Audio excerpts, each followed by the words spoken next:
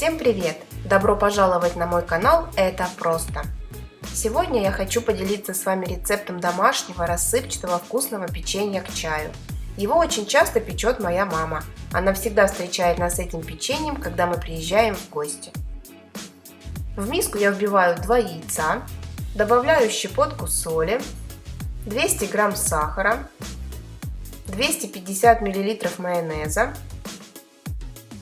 180 грамм размягченного сливочного масла и все хорошо соединяю венчиком. Затем в получившуюся однородную массу я начинаю по чуть-чуть всыпать муку с разрыхлителем. Тесто вымешиваю руками. Всего у меня ушло 850 грамм муки. А если вы еще не подписались на мой канал, то это можно сделать, нажав на кнопку внизу с правой стороны экрана.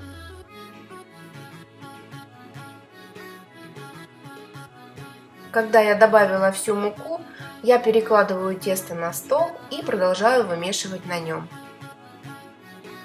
Тесто должно получиться мягким.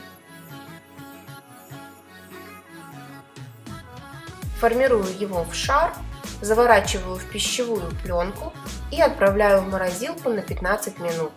Либо можно положить его в холодильник на полчаса. Печенье у меня будет с абрикосовым вареньем. Абрикосы в нем крупными кусочками, поэтому я решила пробить погружным блендером, чтобы добиться однородной консистенции. Но несколько абрикосов я отложила, чтобы в некоторых печенюшках было больше начинки.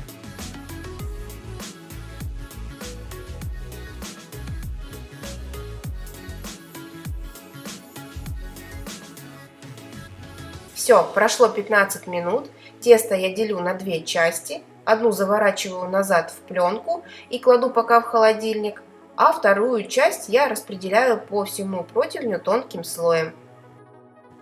Также из этого теста можно сделать печенье и без варенья.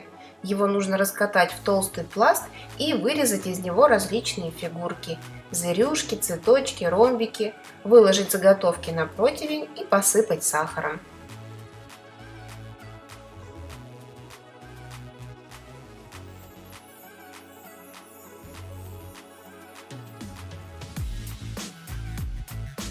Если в каких-то местах у вас получился слой теста тоньше, то это легко можно исправить. Выливаю абрикосовое варенье и распределяю его по всей поверхности. А затем выкладываю абрикоски, которые я отложила. Достаю из холодильника вторую часть теста, отщипываю от него по маленькому кусочку и натираю на крупной терке. Тесто должно покрыть все варенье, иначе при выпекании оно подгорит. Ставлю в духовку, разогретую до 200 градусов, на 25-30 минут в режиме вверх-вниз. Даю печенью остыть и затем разрезаю на квадраты.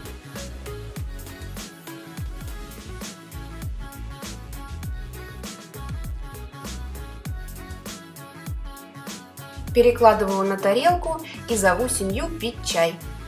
Еще мне нравится вариант печенья с вареньем из черной смородины. Обязательно попробуйте приготовить сами. Жду ваших комментариев. С любовью, ваш кулинарный канал «Это просто».